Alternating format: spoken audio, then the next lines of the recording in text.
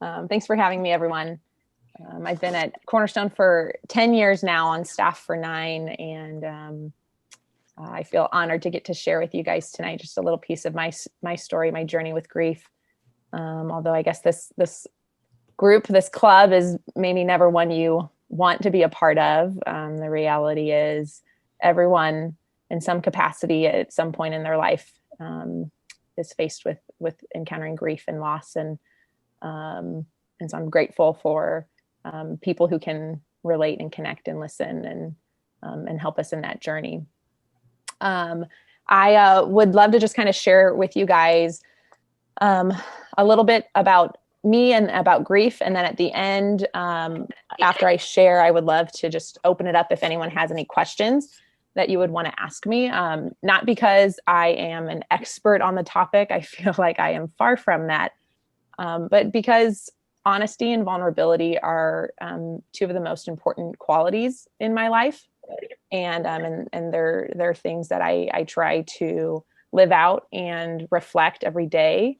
And that's in obviously the good and the celebratory aspects of my life, but also in the hardships and the pains and the grief. And so if you've been around Cornerstone long or heard me preach, you probably know that I cry a lot and I'm just honest and I am who I am. And again, it's just because I really value vulnerability. I think Christ was such a good example of that. And so I hope to reflect that in my own life. So if there's anything that comes up specific to my story or questions about just grief or loss or processing all of that you would want to ask me at the end, I'd be more than happy to have some time to answer that for you. So my first memory of encountering grief was when I was 7 years old. A friend from the small Midwest church that I grew up in, who was the same age, 11, and shared the same name as my oldest sister, Jessica. She went to bed one night and never woke up. And I still remember the phone call that my mom got the next morning, and my mom's attempts to communicate to us kids afterwards that our sweet friend had passed. It was very disorienting for a 7-year-old to process death in and of itself, but then death of a friend, of a child. And I remember going to Jessica's funeral. I remember the devastation that her parents walked through. I mean, I guess as well as a 7-year-old could remember something like that. How drastically her death affected her brother and his decisions in life for years to come. And the added pain of never knowing her cause of death. I remember that being the first time I really wrestled with death and grief. I also remember being 14 and going to the funeral of one of my soccer teammates. Her older sister, who was driving drunk, veered into oncoming traffic, killing her sister, my teammate, and leaving her with a lifetime of guilt and heartbreak and regret. And I remember again that time processing a death of someone that was my age.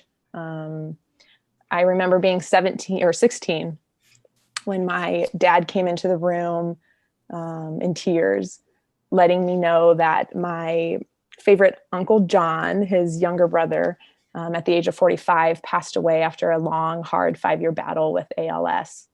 And he left behind a wife and 3 teenage girls.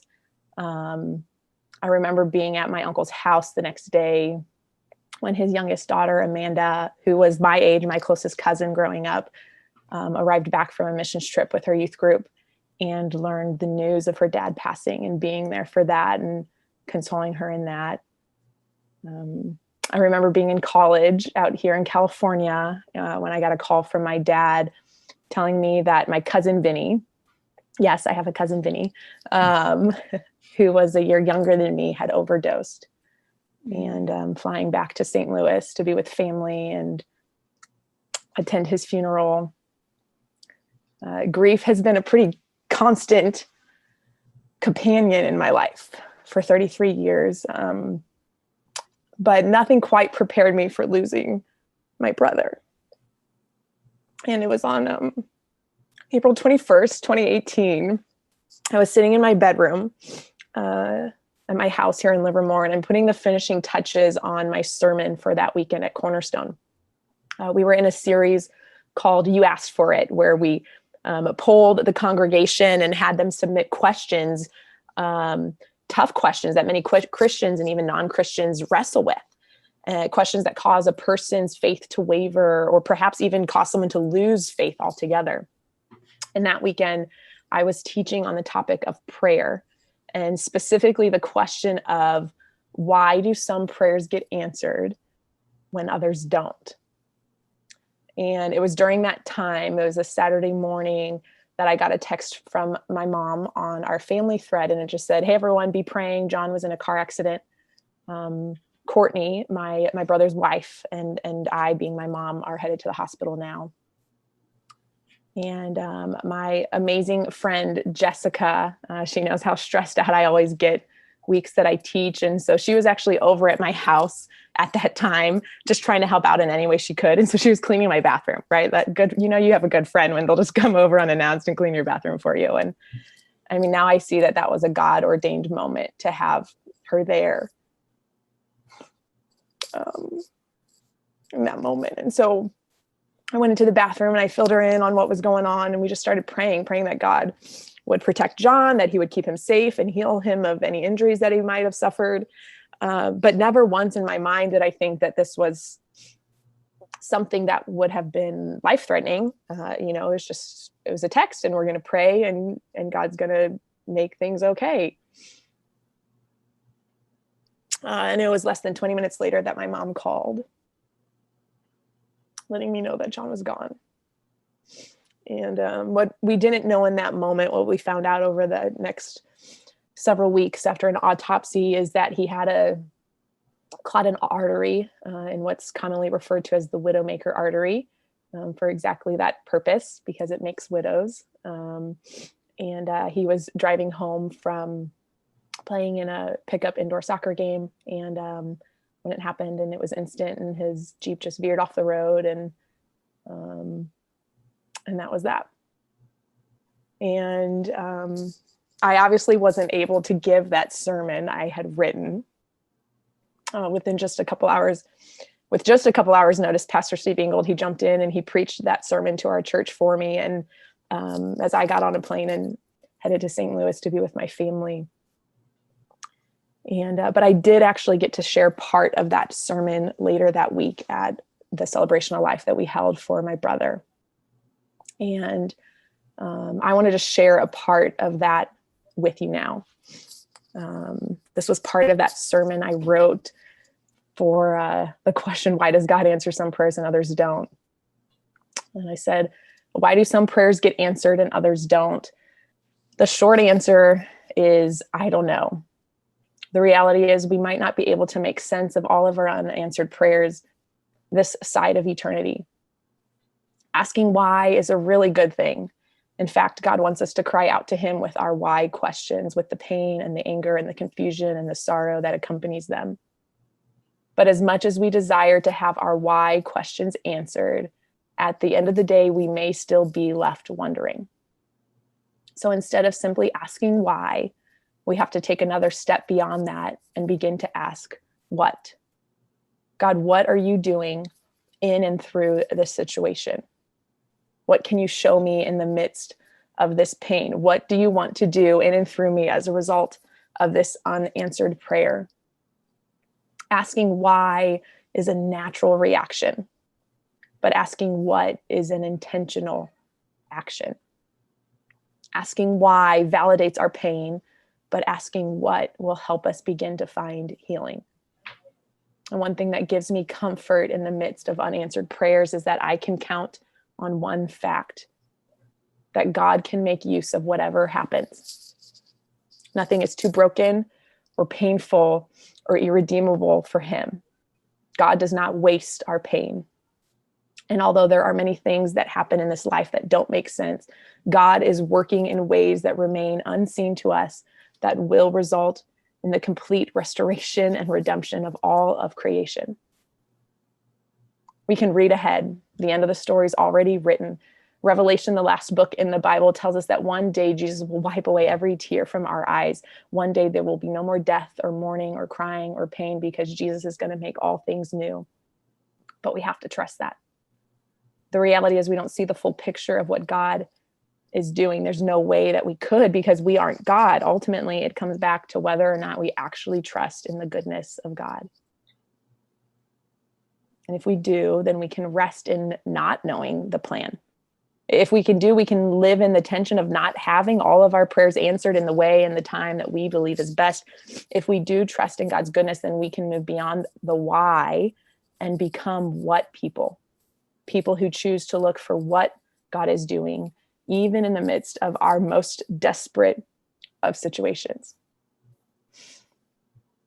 You can see now how it was pretty God ordained that I wrote those words before my brother passed. Because I truly believe that person I was writing that sermon for was me.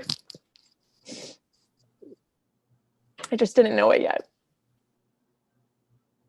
And so I closed my time of sharing at my brother's celebration of life with this. I don't know why my brother died well before his time. He was 36. I don't know why my parents had to suffer the pain of outliving a child. I don't know why my sister Courtney and her 3 beautiful boys, one of whom was not born yet, will have to navigate life with this enormous void in their family. But here's what I do know. I know and I believe that God is God and God is good. I know that God can bring about beauty and peace and hope, even in the midst of the most painful and tragic of situations. And I know that John wanted to live his life in such a way that pointed other people to God so that they would know the same love and hope and life that he experienced in Jesus. Glorifying God was the greatest goal of my brother John's life. And so although I don't know the answers to all of the why questions I have, I take hope in already seeing some answers to my what questions. I take hope in seeing that God is using this unexplainable tragedy to draw people close to him through John's life and legacy. And because of that, I know beyond a shadow of a doubt that John would say that his short 36 years was a life well lived. And you see, I fully believe all of these things that I shared at my brother's celebration of life that day back in April 2018. But at the same time, I've spent the last 2.5 years wrestling with, processing, reminding myself of these truths. It reminds me of that dad in scripture, and I think it's the Gospel of Mark, who's desperate for Jesus to heal his son. And he says, Jesus, I believe.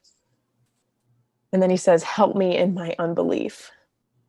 Right? And it's this tension that we live in when we're going through incomprehensible pain, where there's these things we may know or have experienced or believe to be true about God, but it's met, right, with the darkness and the pain and the hopelessness of our experience. And there's this wrestling. There's this tension of belief with unbelief. God, I believe you're good, but help me in my unbelief. God, I trust you, but grief, it's far too devastating of a journey to just be simple. And so God, help me in my unbelief. And that's kind of been my journey, my tension that I live in.